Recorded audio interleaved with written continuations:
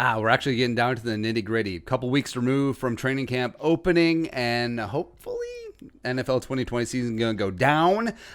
With everything going on in the world, we almost forgot that the Vikings had a record-setting 15-player draft class coming in, including a pair of first-round picks. So it's actually refreshing to talk about football. How many rookies are going to start for the Vikings in 2020? So let's break it down. What do we mean by start? We're going to break this down to a couple of strata. So teams average about 1,000 snaps on each side of the ball over a 16-game season. For example, last season the Vikings played 970 offensive snaps. They played 1,053 defensive snaps in 2019. That averages out over a couple of years, right? So we're going to break it down to three categories. So A will be starter, which will be 600 plus snaps. A rotational player, 200, 600 snaps, as well as redshirt under 200. Now, for frame of reference, starter, 600 plus snaps, and as we said in here before, we do consider Irv Smith Jr. a starter. The Vikings ran multiple tight end sets 54.8% of the time, somewhere in there.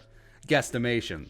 So Irv played 612 snaps as a rookie last year. We do that will qualify him as a starter. Rotational guy, anywhere from 200 to 600 snaps. That would be Tyler Gronklin, who played 274 last year, as well as Stephen Weatherly, who played 420 snaps last year on defense. A redshirt, under 200. So Amir Abdullah, if he was a rookie, that he would fall into that category for us. He played 135 offensive snaps, as well as Armon Watts, just criminally only got 121 snaps on defense last year, which is just irresponsible, right? So, and also we're talking about snaps on the respective side of the balls, not including special team snaps, since a lot of these guys, especially guys like Troy Dye, guys like Harrison Handel, probably get quite a few special team snaps. So let's get into the tiers.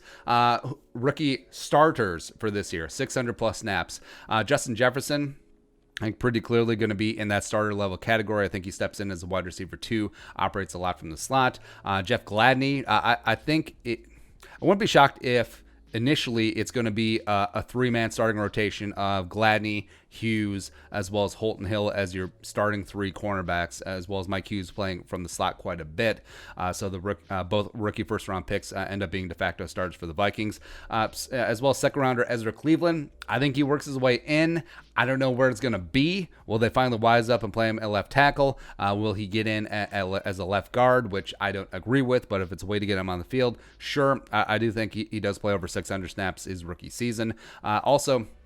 So we talked about Gladney and the rookie starters. I do think that Cameron Dantzler will work his way into the rotation. I think he's too talented not to be in there. Plus, I don't think anything's set in stone in that cornerback room. I think Durante Jones as well as Mike Zimmer will give guys plenty of opportunities. I think Cameron Dantzler could come in and establish himself as one of the best cornerbacks on this team. There you go. As well as I'll throw in KJ Osborne, and I know I'm already breaking my own rules because we said don't count special teams reps, but I don't see him breaking 200 offensive snaps. But if he's the de facto starter on kick return as well as punt return, I mean, that's starter, I guess. There are no hard and fast rules. Like, this isn't Nam. There are rules here, right? Rotational rookies, 200 to 600 snaps.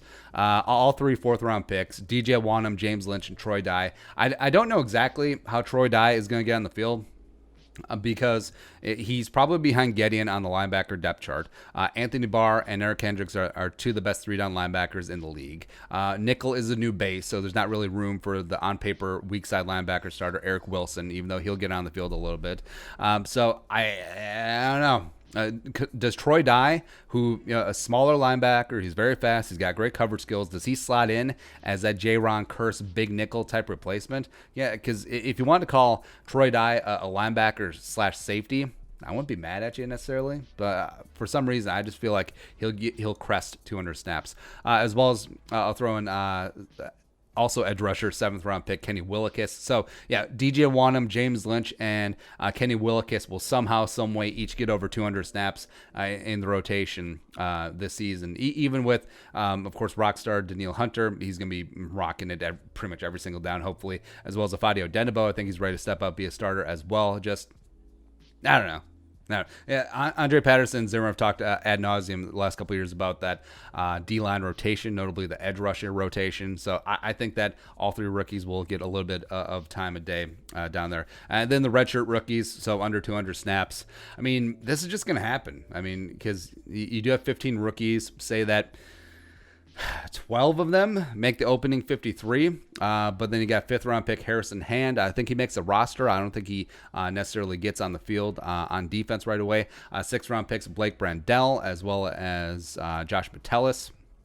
And I think Brandell is probably a dog to make the team just because of the numbers on the offensive line. So, but I think he's a really solid practice squad candidate. Josh Metellus could come in as that third backup safety, so maybe maybe I should bump Metellus up. Yeah, you could put Metellus in the rotational mix as well. Potentially even Brian Cole, as well as you look to replace Jaron Kearse. And then also seventh round picks Nate Stanley. I mean, if Nate Stanley plays over 200 snaps, the season is foobarred. Actually, if Nate Stanley plays any snaps at all this season, just cancel the season, shut it down, tank for Trey. Just get out of it. As well as seventh round pick Kyle Hinton coming out of Washburn. I love his talent long term. Probably not going to see him much his rookie year, although